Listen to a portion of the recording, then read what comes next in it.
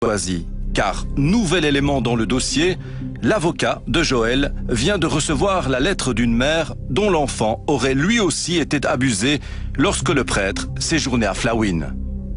C'est une plainte qui aurait été déposée en 2007. Donc elle écrit en accord avec son fils, qui a été abusé par le même prêtre quand il était curé à Flawin. Et il a enfoui cet événement. C'est revenu vers ses 18 ans. On a dit la même chose que pour M. de Villers, que le curé en question était écarté donc du circuit et qu'il était coupé de tout contact avec les enfants. Et alors il y a eu une procédure avec des auditions, etc. Et ils se plaignent que ça ne bouge pas du tout à Namur, qui est en charge de ce dossier. Et la maman dit notamment qu'il est temps que l'Église arrête ses pratiques de camouflage.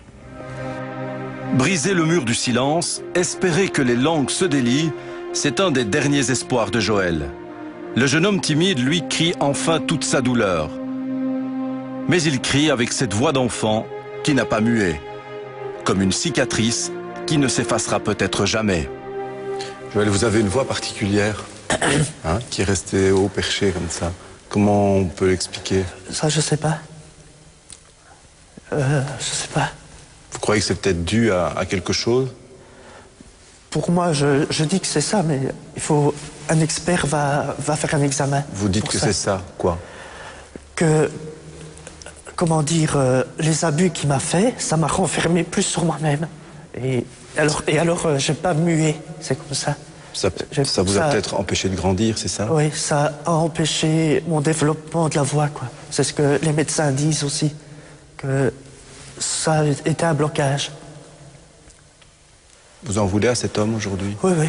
Surtout qu'ils m'ont pris pour un moins que rien sans arrêt. Un objet, comme vous dites? Oui, oui. Et même l'évêque aussi, quoi.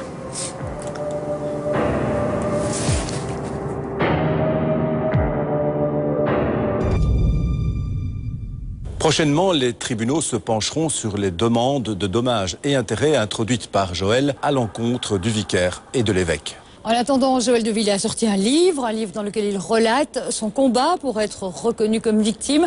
Un livre publié aux éditions de l'Arbre. Le prochain numéro d'Indice, c'est dans un mois, mais d'ici là, je vous retrouve du lundi au jeudi à 12h30 sur Belle RTL dans Faits divers. Bonsoir. Excellente soirée sur RTL TVI et à bientôt.